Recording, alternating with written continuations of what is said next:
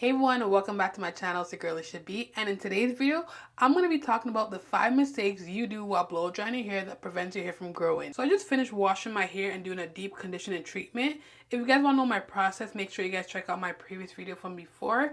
I'll put it in the cards and also in the description box down below. But now we are blow drying our hair, and you guys, if you're finding that your hair is not growing, this might actually be the answer to your problem. So the first one to you may seem very obvious, but trust and believe, a lot of people do not put this in their hair, and it's heat protectant. If you don't add heat protectant to your hair is going to be vulnerable to heat damage, it's going to get dry, and it's going to break. My go-to, my ride or die, my product that I've been using since COVID time has been the Cream of Nature Argan Oil Shine and Smooth, or Smooth and Shine Blowout Cream.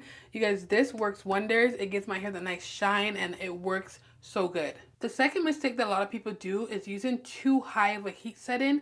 A lot of people believe the higher the heat, the sleeker your hair will come out, and that's not necessarily the truth. So if your hair is looking dull and frizzy, this might be the problem, because the higher the heat is on your hair cuticle, it's going to cause your hair cuticle to fray, which causes frizz. So no matter how much anti-frizz serums you put in your hair, it will not work because your cuticle is already damaged. So instead of using high heat, try using cool to medium heat on your blow dryers, and this won't damage your hair cuticle as much, and using cool air will actually let your hair shine more than when you use high heat. But it also depends on your hair texture as well.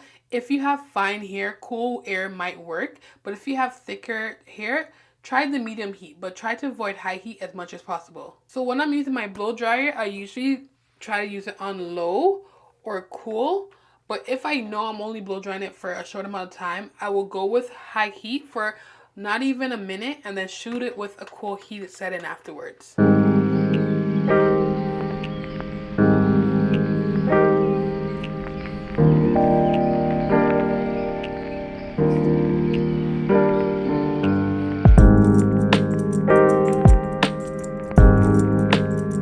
Problem number 3 is putting heat directly onto your hair, especially without heat protected. So your hair is made out of protein, and heat damages protein. And once that protein is damaged, it cannot be reversed. That's why when your hair is heat damaged, you have to cut it off and start it all over again, because there's no way to reverse that damaged protein. This will also cause burns to your hair and your scalp, leading to having unhealthy scalp and damaged hair. This is why I opt to do the tension method using the blow dryer, because it's not directly onto your hair and it still gets the job done.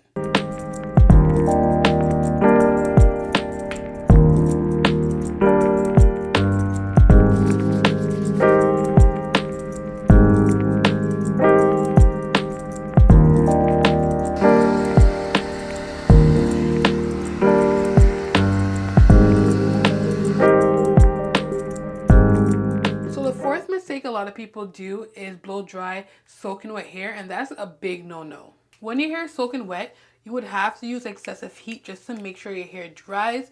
So you want to make sure your hair is at least 70 to 80% dry before putting a blow dryer to your hair.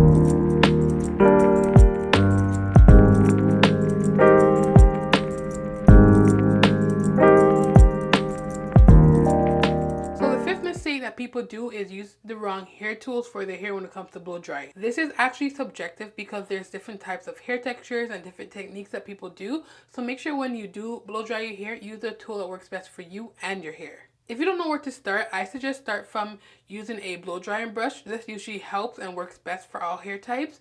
If that doesn't work best for you, then use a big teeth comb or a Denman brush or detangling brush or a teaser. You want to use something that evenly distributes the heat onto your hair and does not rip your hair in the process. For me, when I do my hair, I usually opt to use a wide teeth comb because brushes tend to rip up my hair, and that's something that I realized along the way. I'll be getting split ends, I'll be getting breakage, and my hair just won't retain the length. So I just switched my tools to a wide tooth comb, and honestly, this has been the best decision that I've done for my hair.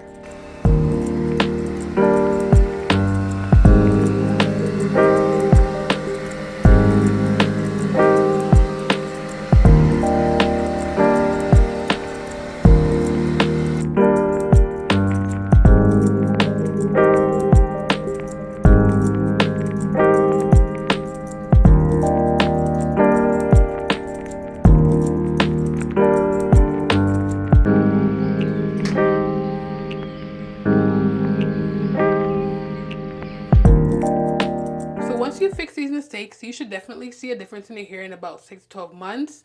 Just give it some time and be patient. And remember, healthy hair is not made overnight. It's a process. It's a journey. If you like this video and the mistakes resonate with you, make sure you guys comment down below. And also comment down below what your hair struggles are. And I'll definitely help you guys in retaining the length and having healthy hair. Thank you guys so much for your support. Don't forget to subscribe. And I'll see you guys in the next video. Bye.